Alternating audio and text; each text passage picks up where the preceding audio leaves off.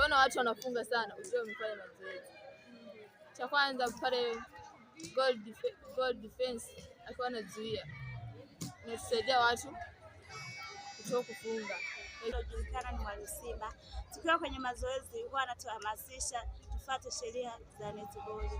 Tunampenda sana mwalimu wetu na anatufundisha vizuri sana katika mazoezi, na tumecheza mechi 2 toka tulipofika hapa hivi Kasulu, tumeshinda zote na sasa tunaenda nusu finali. Kidogo mwaka jana tulikuwa na changamoto kidogo sana, ila mwaka huu naona tuko vizuri sana, mambo ni mazuri. Ila pia kingine kwenye netball nimejifunza mambo mengi sana.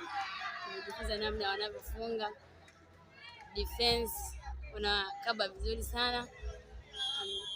Napenda netball. Mbinu ambazo namna ya kufunga katika mchezo wa netball na style mbalimbali, namna ya kuruka unapofunga, na mbinu nyingine ambayo nimejifunza nilikuwa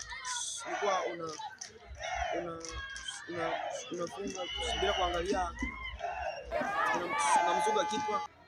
Toka tumeanza kambi Kasangezi, tumefika Kasangezi, tumepokelewa vizuri. Tumeanza kambi tunapiga mazoezi. Nimekutana na mabeki wengi huko ambao wana skills nyingi, na mimi nilikuwa na skills, kwa tuna game tunacheza nao.